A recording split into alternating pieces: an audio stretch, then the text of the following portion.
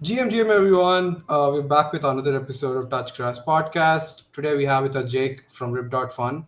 I know that you guys have seen how Pokemon cards have exploded over the last couple of weeks.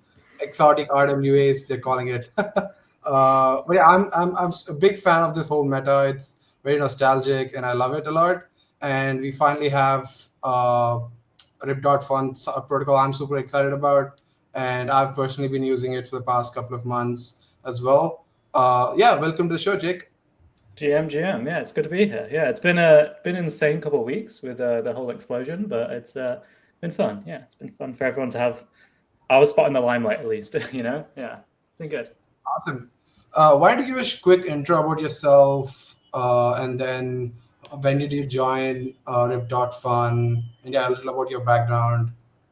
Yeah, for sure. I can give you kind of a TLDR because my background is deep in crypto, but more recently I've been kind of exploring like consumer applications. So working in like on-chain games and those types of things. I worked for an L2 that was focused on on-chain games for a bit, and I knew the founder Rip.Fun 2 or 3 years at this point. We both previously worked in DeFi, and then yeah, they were looking to hire someone for marketing, and so I joined the team 3 or 4 months back now, back in like Mayish. Yeah, it's been fun so far. Been ripping packs, been tweeting a lot. Yeah, it's still a small team. We're pretty lean. Only like 4 people who are like non-pack rippers. So like office staff, I guess. The other guys are all devs. I'm the first non-tech. But yeah, it's been good vibes. Awesome. Uh, are you like before we get into the whole what is Fun? Are you someone like lifelong collector of digital Pokemon cards, Yu-Gi-Oh cards? Talk to me like your collector journey, and is that like what kind of drew you to Yeah, join? I and it was actually the opposite. So like the collector angle was less important for me. I mean, as a child, I had Pokemon cards, I had like Bakugans, I had like a few other things like that, but I never really like built up a collection. I more had nostalgia for the games for Pokemon. So I played a bunch of like Heart Gold and Black and White and like these like Nintendo DS games. And then so my angle was more from like the CT side of things, the marketing side. And then since I've been collecting a bunch. So yeah, I spent too much money on Pokemon cards of recent times. I'm trying to like master set um, the White Flare in both English and Japanese, which has been crazy. Spent too much money on packs, but yeah, Awesome. All right. Why don't you give a quick intro about what is Fun? What yeah, exactly you guys do? How does the whole experience work? And yeah, the full tidbit. yeah. I'd say like Red.Fun is probably a bit different from the other competitors. So we're the like premier choice for opening specifically real Pokemon packs. So our website is focused on particularly like real packs. So we have warehouse in Texas where we buy packs in bulk, and then people can log into our website, buy those packs, choose to keep them sealed, or they can request us to open them. And we open every single pack, and then we scan each card individually, and they get deposited into your account as like NFTs. And then you can like sell them on the open marketplace. You can request them from us if you want them shipped to you. You can also look at other cards on the marketplace, see their quality, and then buy them off the marketplace and request them. And the whole idea is like making that process more efficient. Because if you're trying to get into Pokemon cards right now and you wanted to open packs, a lot of these stores are running out of stock, so it's quite hard to even get physical stock. And B, if you do find a card shop, usually they're either like overpriced or like once you've opened them, you end up with like a bunch of bulk, which you either have to go to a card show to go and sell it and buy it and trade, or you like sell it online where you end up with like having to ship it. It's like a lot of hassle. So the whole process could be like way more efficient, and that's kind of what we're going after. Is that we're trying to be the premier choice for people to like open packs, see their cards, and even like trade their cards like efficiently. Is a big thing for us. Yeah. Yeah. And do you think like this like very big industry in general, Pokemon cards, uh like when was like the turning point of this has to be a digital experience from now on? That moment, when did that happen? Like we're seeing so much demand and this makes sense for it to be on digital rather Yeah, than yeah. I'd say it's like earlier this like there's like a Pokemon cycle as well. So like in crypto there's like bear and bull markets. I'd say it's earlier this bull market of Pokemon. So it's like kind of early this year. It's when Courtyard really started to pop off. I think is the big one. And people started to think, oh, actually, this could actually be a way of getting exposure to Pokemon cards. Um, through like virtually. Because again, like if you wanted to buy graded cards, like Coyod is a pretty nice option for that. Yeah, you can buy and sell them virtually, and they'll hold on to them for you. Yeah. Yeah, I guess one thing on that as well, though, I will say one thing that's nice about RIP is that we own the warehouse. So a few of these other companies use Brinks, which is like a warehouse management place, but yeah, we own everything. So we employ staff to open packs. We know exactly where every single card is. We can verify that we own every single card, which I think some of these companies, if you start reading into them, you might realize that your cards actually aren't being held by them. Yeah. yeah. And like, how does sourcing work? You said you own the cards, and Mm-hmm. you need to kind of have a variety of the entire deck. And how do you guys make sure that there's that kind of variety that people are looking for? And because it's like, how does the sourcing work? How do you guys make sure that there's a good combination of different kinds of packs so that people are like, I've seen some people complain on certain platforms that they're kind of getting the same type of packs over and over and again. Yeah. uh, yeah, how do you guys do that? So yeah, I guess sourcing is a weird question because in other companies that are in like some similar space where they're doing gacha, they're sourcing like any cards, whereas we only source packs. We're only buying packs, and we only buy from like reputable people we can vet. So we have a few lists of suppliers that are in the US who we are very comfortable buying from, and we buy bulk and we buy bulk of like popular sets. So we know kind of roughly what will sell well. Across vintage, across modern. So yeah, we buy the sets that we think we can sell, and it's worked out pretty well. So, like we've been selling out almost instantly every time we put packs up. We sold like a whole booster box of fossil packs, which are like $400 packs each pack. So it's been pretty crazy. Yeah, we're pretty happy on the sourcing front because it's been good. Awesome. Now talk to me about how the whole, you know, your gacha is different from the other ones, and in terms of like just the onboarding experience right now for people. Is it Yeah, more, right now because there's this group of crypto native users that want to are pretty deep into the Pokemon space, and is it like targeting them, or is it you guys want to like go outside and mainstream as well? you've activated my trap card here because we don't have any gacha right now. We have zero gacha. We're only real packs. So people log into our website and they buy only real packs. For now, we have mystery packs coming soon, but it's a different type of gacha to one of to our other competitors. But yeah, I can kind of log in and show you the rough flow. Let me share my screen real quick. Hope we hit a rare pack. Sorry. Hope we hit some legendary card. I mean, I can show you. I can show you. I don't have anything like ready to open. Let me see. So yeah, if you like go on the Red Fund website, you can kind of see. Let me refresh this to see if it'll look a bit better. But yeah, you log in with like a Google account. Super easy. You can kind of scroll down. You can see recent pulls. And like I said, you log in with a Google account. It auto generates you like a wallet address. You deposit USDC on Base. We also support bridging from a few of the networks, so you can see all my cards.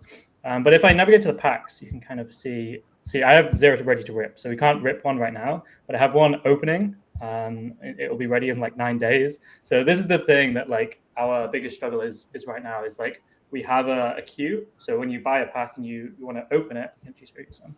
I have some sealed here. So if I wanted to open this specific Black Bolt pack, I'd have to wait a few days for it to be opened.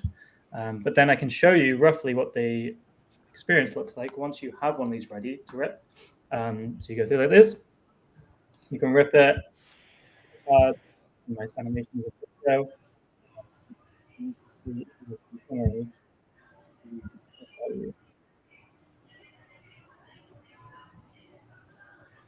Yes, you can see the rough value of each card.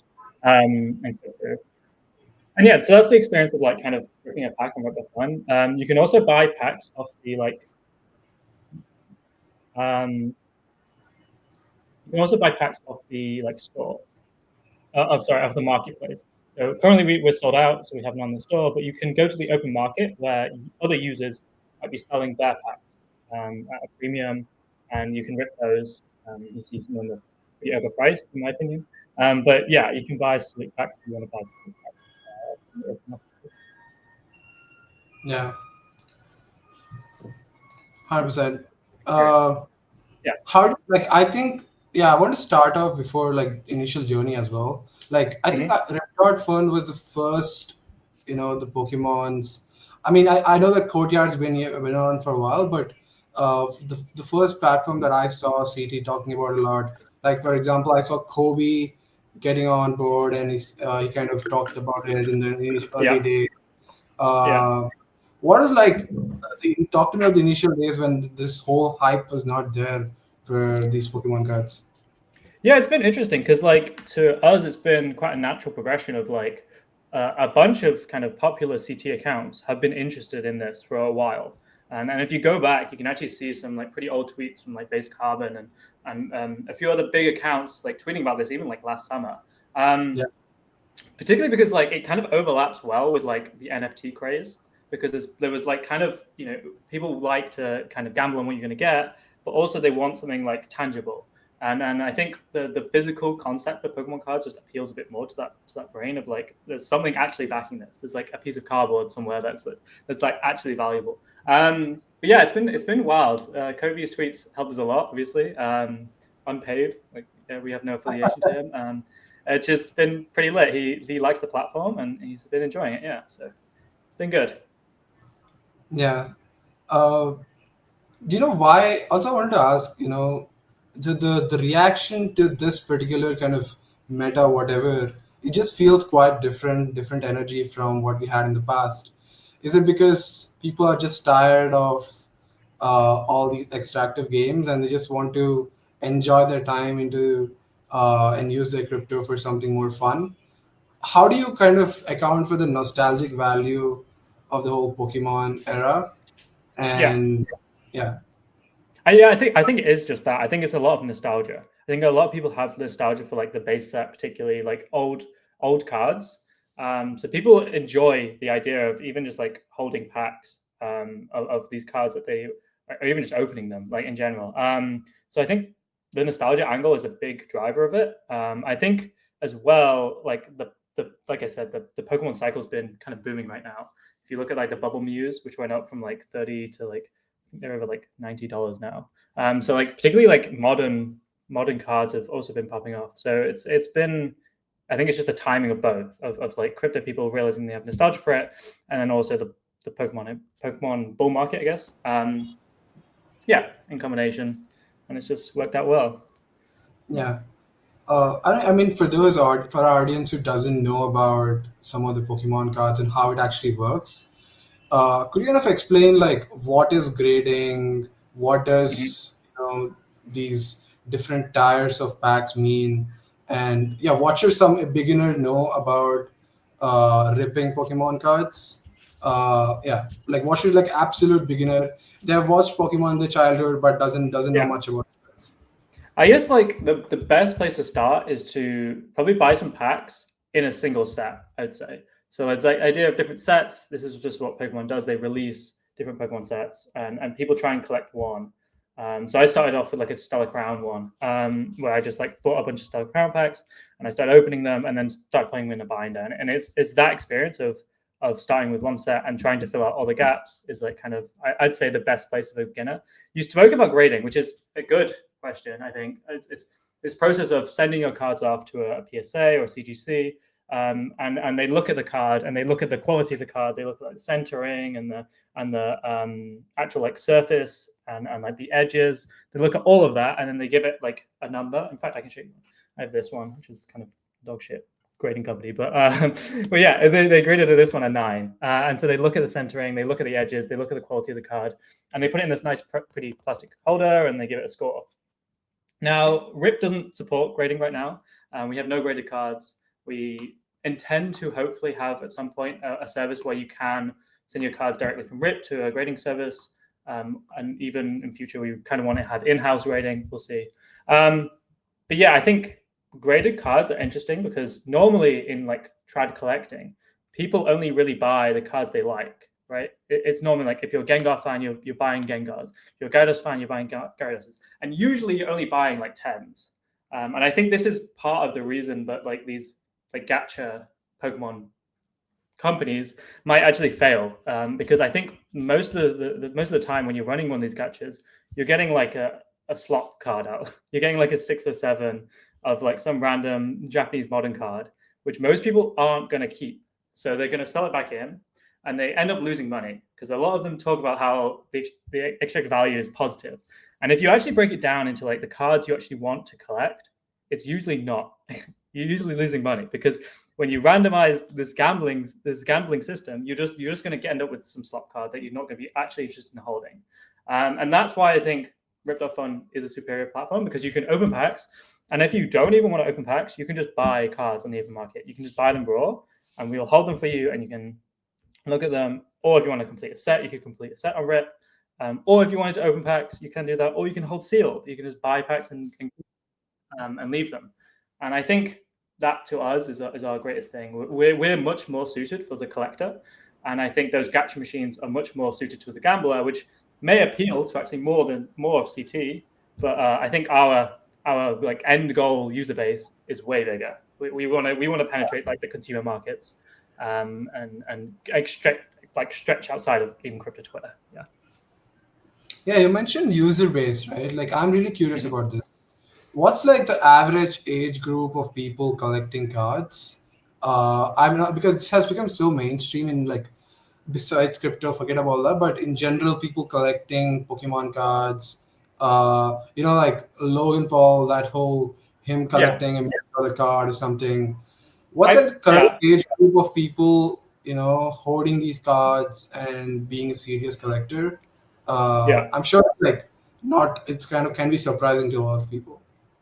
I actually, yeah, I don't know what the exact figure would be. If I would guess, I'd guess like 24 to 29 would be my guess.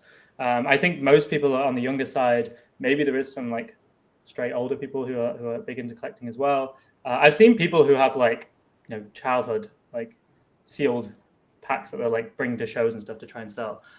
So I think there is some older people, but I would guess most people are like 24 to 29.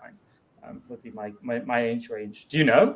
Is that a figure you know? I have no Okay. clue. I think I've seen like so many people, even up to I think 50 years old, are also collecting, and because they remember, right? Like when these originally came out, maybe 20, 30 years ago, the ones who've been collecting and holding are now in their 50s or 40s, right? Like, Yeah. so they're probably holding a lot of the rarer cards. Uh, like I don't know, like there's this show I used to watch a couple of years back, like Pawn Shop, where Oh where yeah. people Yeah. where Yeah. people go and kind of try to sell their all these rare items, and most of the time, at least 3 out of 10 times, it's usually a rare Pokemon card, and the one Yeah. selling it is not like a teenager or someone in their 40s or 50s. Older. Yeah. They've been doing it for a long time. That's true. So Yeah. yeah. Awesome. We usually ask, because we also do like a touch base segment on our podcast. Builders, why do you choose base? Why do you choose to build on base? Yeah, it was a conscious choice actually. We overall we decided where consumers are, particularly in EVM land.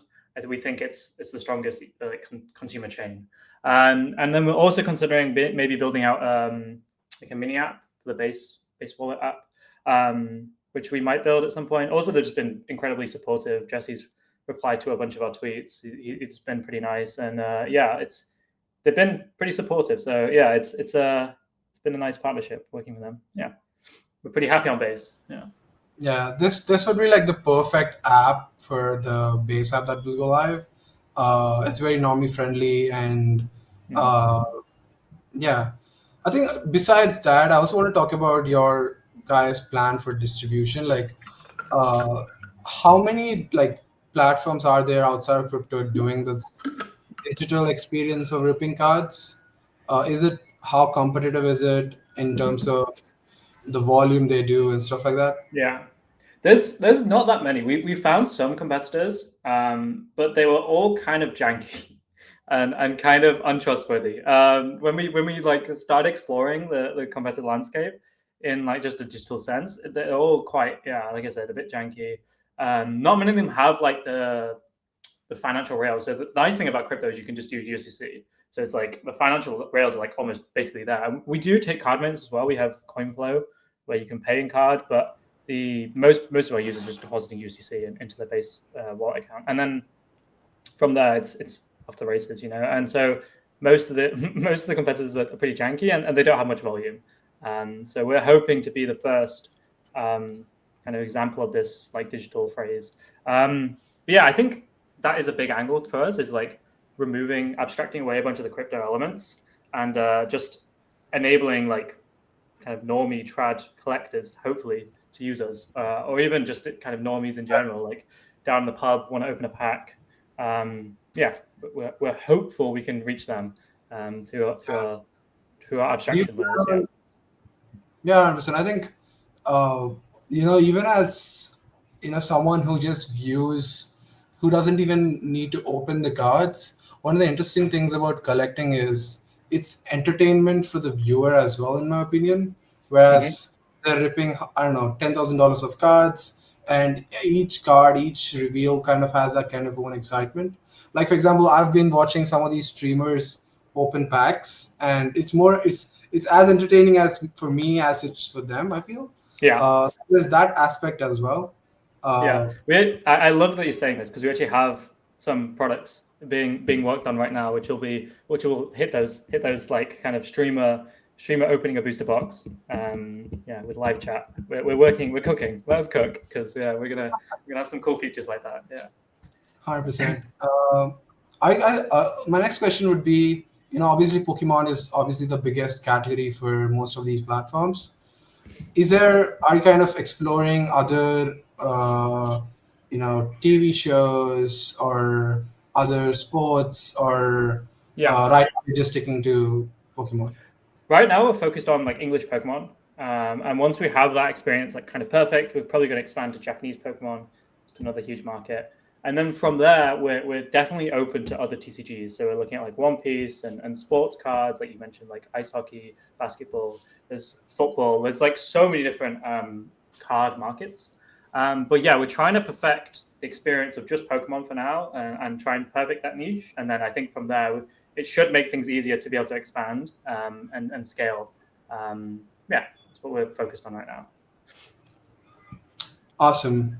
uh, Yeah, I think that's pretty cool, man. Like I really want more of these kind of apps to take off.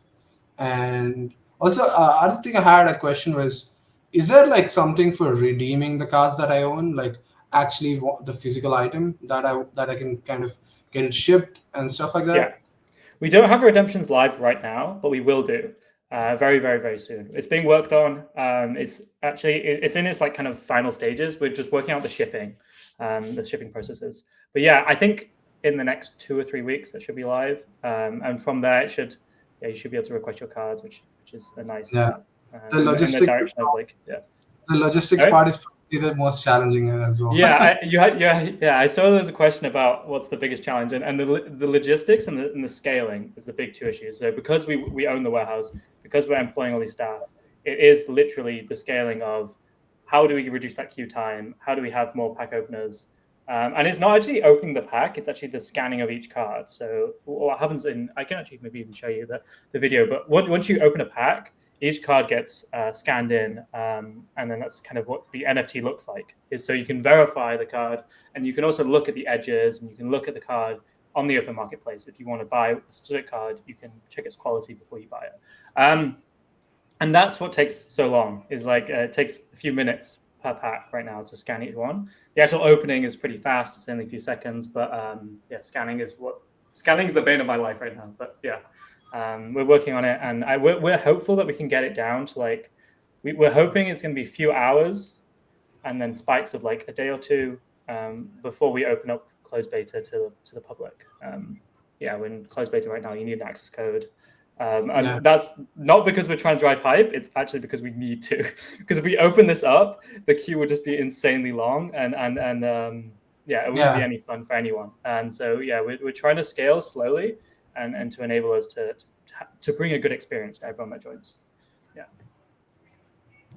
100%. I mean, this has been great. My final question to you is, what should uh, you know in terms of like hype, in terms of like cycle for uh, you know like for example, CS skins, Pokemon cards, these have been rallying so far, like for the last couple of years. Like, where do you see this whole collectible markets going? And yeah, what are you most excited about? Yeah, I think I have a friend Nico who works at Uniswap. He's tweeted about this a bunch, and I think he's probably about spot on. I think the Pokemon market probably tops out in like December-ish, January-ish, next few months, and then from there, I think we'll see another like bear cycle and then another bull. But yeah, I think on-chain collectibles, I think will be around for a while. Like I think like even outside the bull market, bear market of Pokemon, I think we still have demand for what we're doing. So we're pretty confident in like the way that we can like kind of weather out that storm of the Pokemon bear market, but also like I think we're going to still have demand. And yeah, I think it just makes more sense. Like the efficiency wise, like if you're opening packs at home, you end up with like boxes and boxes of these cards, like just bulk cards, which might be like 4 to like 10 cents cards, and you can't really like easily liquidate those. And I think Rip is trying to bridge that gap where you can do things way more efficiently because it just be virtual and you can just sell the NFTs in bulk to another person who actually wants that, who might be collecting that set. And we're also going to have buybacks at one point where you can sell them back to us and we'll take them off your hands for a percentage. And yeah, I think that's TLDR of where I think it's going. I think I'm pretty bullish on chain collectibles. I think even like graded cards are pretty interesting, like to be on chain. Sealed, it's pretty interesting to be on chain. I think once we have some booster boxes, it'll be pretty fun. Yeah, net bullish, I'd say, even outside this gacha hype that's right now. Yeah. Awesome. This has been great. Thank you so much, Jake. Learned so much, and definitely going to be, I mean, shilling Rip Dot Fun to everyone I know. Yeah, thank you. Thank you for having me. It's been great. Awesome. Thank you so much. So good. I need to bounce.